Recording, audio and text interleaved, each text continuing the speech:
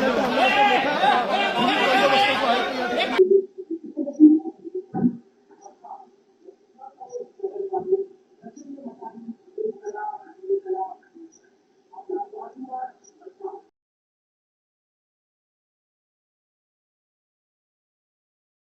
कितने घटिया स्तर का आदमी होगा आप समझ लीजिए। महाराष्ट्र से एक सवाल उठ रहा है। सवाल है कि नवनीत राणा, इनको आप पहचानते होंगे, नितेश राणे कहाँ हैं? क्योंकि ये लोग हमेशा और अक्सर हिंदू सुरक्षा, हिंदू हित, हिंदू अस्मिता, हिंदू इज्जत की बात करते हैं। लेकिन आज महाराष्ट्र के लोग कह रहे हैं कि नवनीत राणा और नीलेश राणे कहाँ हैं, क्यों खामोश हैं, क्यों नहीं कुछ बोल रहे, किस लिए लोग चाह रहे हैं कि वो बोले। आज के वीडियो में हम आपको वही दिखाएंगे, कुछ ऐसी तस्वीरें जो नज़रें शर्म से झुका देंगी और हमें शर्म आएगी कि हम लोग इंसान हैं। जी हाँ, नमस्कार, मेरा नाम हैदर अब्बास नकवी है और आप लोग मुझको इस वक्त दा स्वतंत्र पर देख रहे हैं। कहानी नासिक का गॉडमैन एक्सपोज हो चुका है। जी हाँ, रेप, वायरल वीडियो, 8 FIR और सिस्टम पर बड़े सवाल उठ रहे हैं। और साथ में सवाल उठ रहा है कि नीलेश राणे और नवनीत राणा अब तक क्यों खामोश बैठे हैं। आस्था के नाम पर भरोसा और उसी भरोसे के पीछे छुपा एक खौफनाक जाल।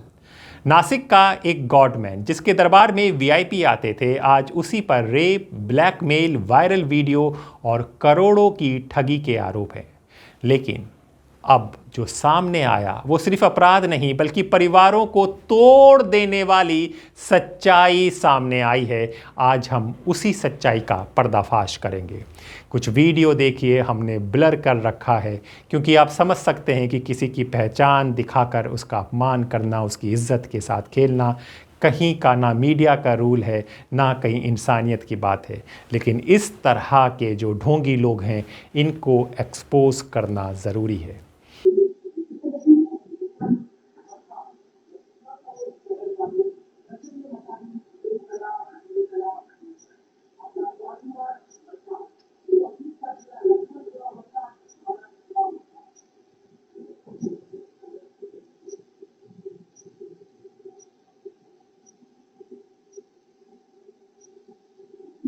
जी, मीरगांव में बना साम्राज्य। नासिक के पास मीरगांव, करीब 1700 लोगों का छोटा सा गांव।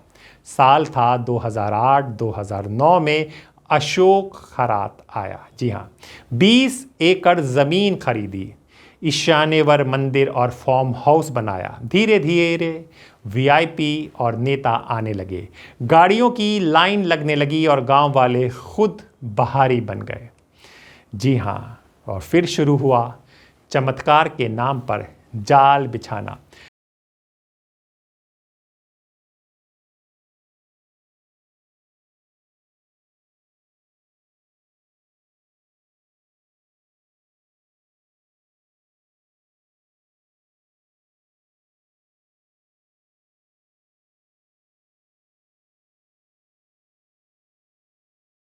लोगों को बताया गया हर बीमारी का इलाज, हर समस्या का समाधान, दैवी शक्ति का दावा। लेकिन असल में ये था डर, अंधविश्वास और मनोवैज्ञानिक नियंत्रण का खेल। और इस खेल में मासूम औरतें फंसती जा रही थीं अगर ये खुलासा ना होता। जी हाँ, जब खुला काला सच तब क्या हुआ।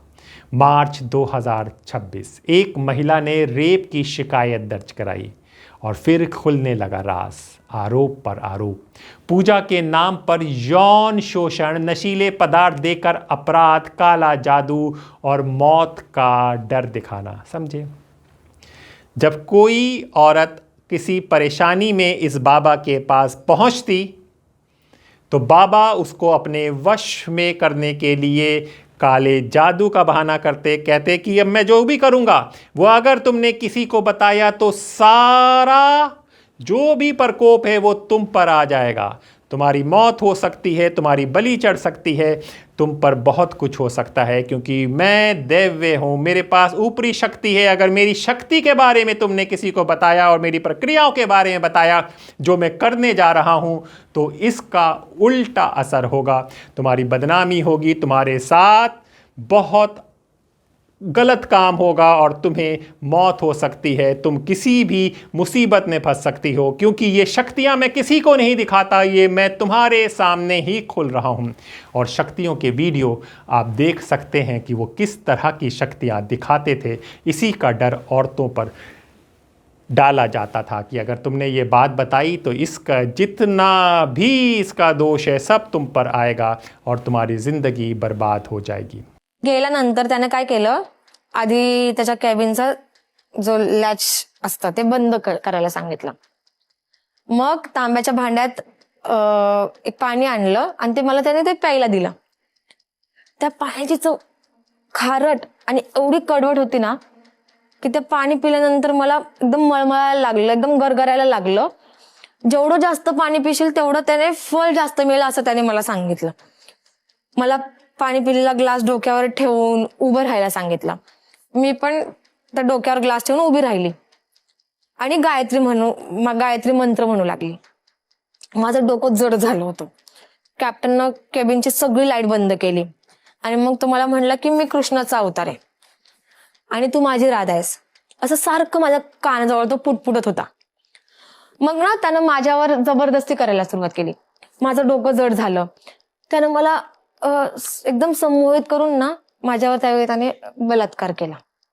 जी हाँ, अब तक 8 FIR दर्ज हो गई हैं। 100 से ज़्यादा आपत्तिजनक वीडियो मिले हैं। समझ सकते हैं 100 से ज़्यादा तो रिकॉर्ड हैं जो आपत्तिजनक वीडियो मिले हैं। कितने लोगों के साथ इसने इस तरह की घिनौनी हरकतें की होंगी जो खामोश हैं, इसको समझ भी नहीं पा रहे होंगे आप।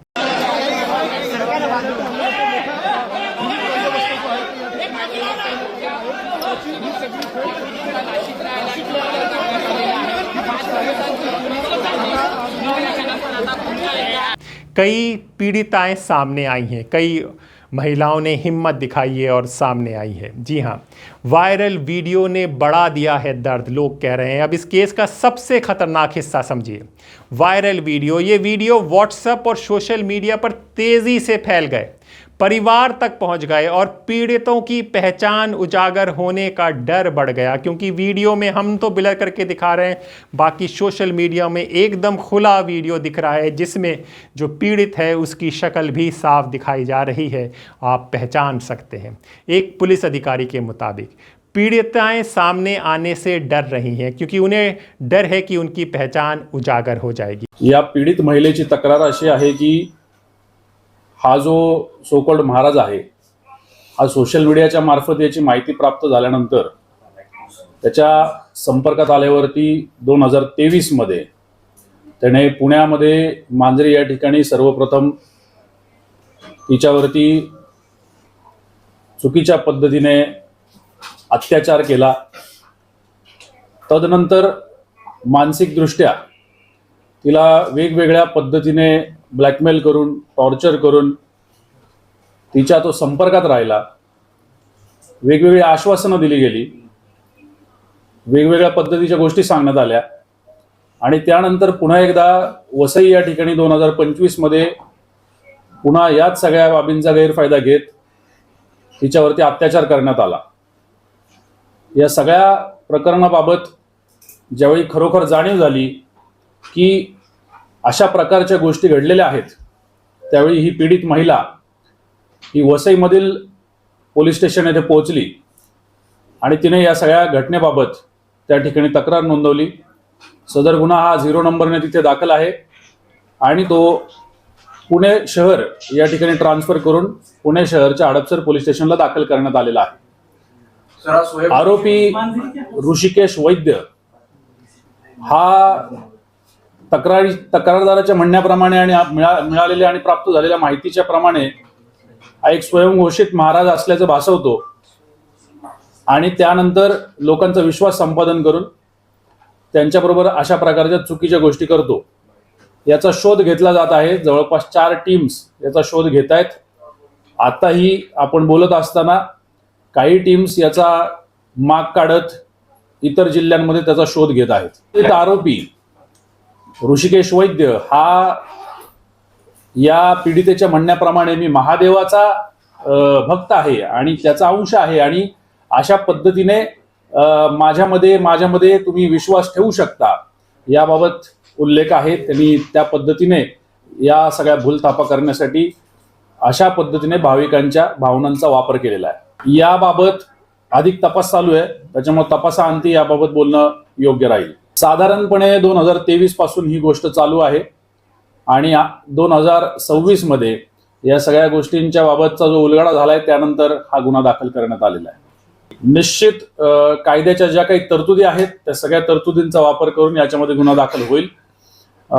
किंबहुना याच्यामध्ये गुन्हा दाखल आहे त्याच्यामध्ये या तरतुदींचा सुद्धा समावेश करण्याची बाब ही करण्यात आलेली आहे. मी निश्चितच सगळ्या नागरिकांना आवाहन करेल की तुमच्या सगळ्यांची श्रद्धा आहे, भावना आहेत आणि त्याचा गैरवापर करून कोणी जर अशी भोंदूगिरी करत असेल तर तुम्ही तात्काळ पुढे यायचंय. मग ते वसई या ठिकाणी पोलिसांची मदत घेणं असेल, मीरा भाईंदर असू द्या, पुणे शहर असू द्या, नवी मुंबई असू द्या, कुठलंही ठिकाण असू द्या, जिथं कुठं तुम्हाला अशा पद्धतीच्या गोष्टींची आता देखील जाणीव झाली असेल तरी सुद्धा तुम्हाला सगळ्यांना विनंती तसंच आव्हान आहे की तुम्ही लवकरात लवकर पोलिसांपर्यंत पोहोचायचंय जेणेकरून पुढील इतर अनिष्ट गोष्टी टळू शकतील. प्राथमिकदृष्ट्या या सगळ्या गोष्टींचा तपास चालू आहे. मला असं वाटतं की अधिक तपास झाल्यानंतर त्याच्यावरती भाष्य करणे योग्य राहील. तपास चालू आहे, मी आता ते बोलणं योग्य नाही. काही गोष्टी ज्या आहेत त्या कॉन्फिडेन्शियल आहेत, त्याची आता वाच्यता करणं योग्य ठरणार नाही. सर, महिलेला ब्लॅकमेल केलं म्हणताय तुम्ही.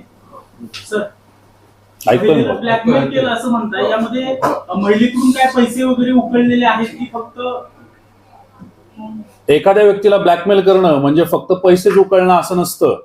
तरी देखील आपल्या सगळ्यांच्या माहितीसाठी याच्यामध्ये इतर काय काय बाबी झालेल्या आहेत याच्याबाबत अधिक तपास चालू आहे आणि त्या तपासाअंती आपल्याला त्याची उत्तरं प्राप्त होतील. जी हाँ, ऐसी स्थिति में परिवारों का ट्रॉमा, इस केस का असर सिर्फ पीड़ितों पर नहीं, पूरे परिवार टूट गए हैं. कई पीड़िताओं ने अपने घर वालों को भी सच नहीं बताया. परिवार में चुप्पी और तनाव लगातार. कहीं वीडियो सामने ना आ जाए, कहीं हमारा वीडियो सामने ना आ जाए, कहीं कोई ऐसा वीडियो ना सामने आ जाए जिसमें हमारी जान पहचान की कोई महिला हो. एक परिजन ने कहा, हमें अचानक सदमा लगता है, हम डर में जी रहे हैं. ये पूरे परिवार को तोड़ चुका है. आप समझे कि जहाँ पर अपने दुख दर्द बताने के लिए जिस बाबा के पास गए थे उस बाबा ने क्या कर दिया. रायगडचा बालेकिल्ला, नाशिक जिल्हा बालेकिल्ला.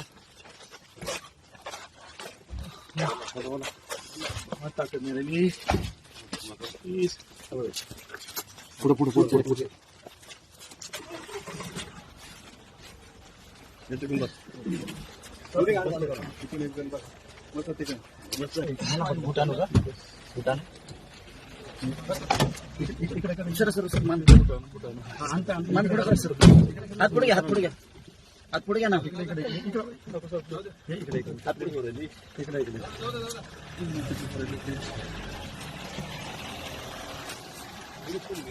जी हाँ, विसल बोलर और छुपे कैमरे. समझिएगा, जांच में एक चौंकाने वाला खुलासा है. एक पूर्व कर्मचारी ने ऑफिस में कैमरे लगाए थे, वही बाद में विसल बॉलर बना. उसी के ज़रिए कई वीडियो सामने आए और पूरा नेटवर्क उजागर हुआ. और इसका खेल ऐसे बिगड़ गया कि ये वीडियो लगातार सोशल मीडिया पर आ रहे हैं. इसमें कोई रोक नहीं पा रहा. आप एक को लगाएंगे, दूसरे सोर्स से आ रहा है, तीसरे सोर्स से आ रहा है, बराबर. यानी कि रोज़ एक नया वीडियो आ जाता है. करोड़ों की ठगी. ये सिर्फ शोषण नहीं है, समझिएगा, ये एक बड़ा फाइनेंशियल स्कैम भी है. एक बिजनेसमैन से 5 करोड़ ठगे गए. सांप और श्राप का डर दिखाया गया, महंगी गाड़ियाँ और खर्च कराए गए. ये सब चल रहा था. तभी तो लोग पूछ रहे हैं कि नवनीत राणा और नितेश राणा कब इस पर बोलेंगे, क्यों खामोश हो गए हैं. सिस्टम और प्रशासन पर सवाल उठ रहा है. महाराष्ट्र में अभी जो अशोक खरात ये जो मामला चल रहा है उसके बारे में ये ट्वीट हुआ था. कल विधान परिषद में हमारे उप मुख्यमंत्री एकनाथ शिंदे साहब ने ये ताज का राज ऐसे करके अपने भाषण में एक उल्लेख किया था. उसके ऊपर ये ट्वीट किया है. ये ट्वीट में मैंने ये पूछा है कि जो अशोक खरात जी का फार्म हाउस है उनको जो पानी की लाइन दी गई महाराष्ट्र गवर्नमेंट की तरफ से, वो किसने दी? उसके लिए जो मीटिंग हुई वो किधर हुई? वो मीटिंग किसने अरेंज की? वो मीटिंग में कौन कौन उपस्थित था? और सचमुच ऐसा पानी का लाइन किसी को दिया गया है क्या? इसके बारे में मैंने प्रश्न पूछा, लेकिन ये प्रश्न जो मैंने पूछा था, यह प्रश्न का उत्तर न देते हुए उबाटा की जो सुषमा अंधारे जी है, उन्होंने अलग ही कुछ ये पूरा मामला दूसरी तरफ लेके उसका रुख किधर और उन्होंने किया और कुछ दूसरी ही बारे में बात करने लगे। तो मुझे लगता है कि सुषमा ताई को जो अभी विधान परिषद आने वाली है, वो विधान परिषद में आमदार की चाहिए ऐसे लगता है, इसलिए अपने आका को खुश करने के लिए शायद उन्होंने ऐसे ट्वीट किया होगा। सबसे बड़ा सवाल, ये सब सालों तक चलता रहा तो किसी ने रोका क्यों नहीं? मंदिर को सरकारी फंड मिला, वीआईपी लोग आते रहे, प्रशासन चुप रहा। अब एसआईटी जांच कर रही है। पुलिस एक्शन और चेतावनी के मूड पर है। पुलिस ने अब सख्ती दिखाई है। वायरल वीडियो फैलाने पर अलग एफआईआर दर्ज होगी। व्हाट्सएप ग्रुप एडमिन तक पर केस होगा। सोशल मीडिया हैंडलर्स की जांच की जा रही है। घेरे में साफ पुलिस का साफ कहना है, जो भी वीडियो फैलाएगा उस पर कार्रवाई होगी।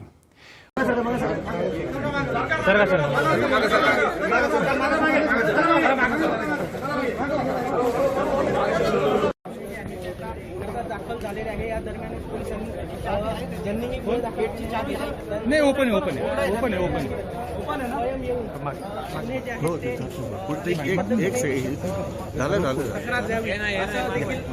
एकंदरीत सांगण्यात आलेलं आहे। खरं तर आता या दरम्यान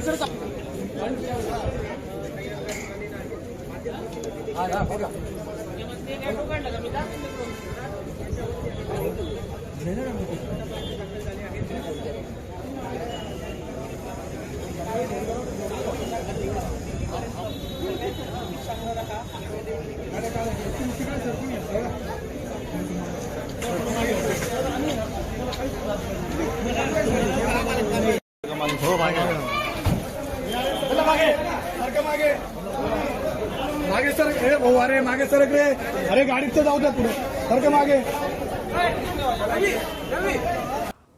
और उस गांव में भी गुस्सा है। जी हाँ, आज मिर गांव में मंदिर सूना है, लोग गुस्से में हैं। गांव वालों का कहना है वो हमारा नहीं था, उसने हमारे गांव का नाम खराब किया। सबसे बड़ा सवाल, क्या सिर्फ खैरात दोषी है, या वो सिस्टम जो चुप रहा, वो वीआईपी जो उसके पास जाते रहे, या वो समाज जो आंख बंद कर विश्वास करता रहा? जब आस्था अंधी हो जाती है तो भगवान नहीं गुनहगार पैदा होते हैं। नासिक का ये केस सिर्फ एक कहानी नहीं, ये चेतावनी है। सवाल पूछने की ज़रूरत है और अंधविश्वास से बाहर आने की ज़रूरत है। अगर ये कहने लगे हैं लोग, क्योंकि आजकल तो सब कुछ कह देते हैं, कि अगर इस अशोक का नाम अब्दुल होता तो अब तक धर्म परिवर्तन के नाम पर इस पे कई और केसेस लग जाते, लेकिन अब सब लोग चुप हैं और सवाल वही पूछा जा रहा है, नवनीत राणा और नितेश राणे कब इस पर बोलेंगे? ये कितने घटिया स्तर का आदमी होगा आप समझ लीजिए। 7 महीने की प्रेग्नेंट औरत का, और यहीं से पूरा खेल आपको मैं बताता हूँ कैसे है। एक आदमी था इनके यहाँ पर काम पे रखा था, झाड़ू पोछा मारने के लिए, फोन उठाने के लिए, हाँ, और 8,000 रुपए की तनख्वाह देता था। और देखता था वो कि बड़े बड़े लोग आ रहे हैं, इनके यहाँ पर कैसे बातचीत हो रही है, सभी बातें वो दिखाते थे। एक बार उन्होंने कहा, उनकी जो पत्नी थी वो 7 महीने की प्रेग्नेंट थी, और इन्होंने कहा कि अरे तुम्हारी पत्नी को यहाँ पर बुलाओ ताकि मैं उन्हें आशीर्वाद दे सकूं, सब कुछ सही हो जाए। तुम्हें तो पता ही है मैं कैसे हूँ कैसे नहीं हूँ। तो अब इतने बड़े बड़े लोग आते थे, और बेचारा गरीब आदमी, झाड़ू पोछा और फोन उठाने वाला आदमी, वो अपनी पत्नी जो 7 महीने की प्रेग्नेंट थी उन्हें ले गया। तो इसने क्या किया, 2-4 मंत्र तंत्र पढ़े, पति को बोला कि चलो अब तुम बाहर जाओ, अभी ये जो पूरा शुद्धिकरण और जो भी पूजा पाठ करना है वो मुझे करना है। तो पति बाहर चला गया, क्योंकि उसने देखा है और भी जो पुरुष थे वो बाहर आ जाते थे। तो उसने उस महिला के साथ जबरदस्ती करने की कोशिश की, उस महिला ने धक्का दिया और घर चली गई। जब वो उसका पति शाम को घर पर आया, तब उस महिला ने कहा कि अरे वो तो फ्रॉड आदमी है, तुम क्या उसे भगवान और ये सारी चीजें कह रहे हो। तो अब भी वो आदमी ने भरोसा नहीं किया, क्योंकि इतने बड़े बड़े लोग आते थे उसके यहाँ पर। फिर जब उसने अपने न पैदा हुए बच्चे की कसम खाई, तब जाकर उसके पति को लगा कि दाल में कुछ काला है। फिर एक दिन उसने क्या किया कि जब ये आदमी मौजूद नहीं था, उसने उस दफ्तर में जहां पर ये सारे काम ये करता था, एक सीसीटीवी छुपा कर लगा दिया। और उससे ही आपको पता चला कि एक के बाद एक इतनी तस्वीरें अब तक सामने आई हुई हैं। ये रहा एक हिस्सा। दूसरा हिस्सा काला जादू का है, अगर मैं भूल जाऊं तो आप बताना, मैं आगे आपको बताऊंगा कि और क्या क्या होता था। लेकिन ये रही बात। अब ये मामला सामने कैसे आपको समझना है। दिसंबर 2025 में ये जो खरात है, ये जो आरोपी है अशोक खरात जिसका नाम है, वो खुद पुलिस स्टेशन में गया था। हुआ ये कि एक दूसरा आदमी था कोई दिनेश परब नाम का, उसने वो व्यू वंस नहीं होता कि मैं अगर आपको व्हाट्सएप पर भेजू फोटो आप एक ही बार देख सकते हो और वो खत्म हो जाता है, तो व्यू वंस करते हुए उसने 4 तस्वीरें भेजी यही आदमी की कॉम्प्रोमाइज्ड पोजीशन में, और उसने 5 करोड़ रुपए मांग लिए।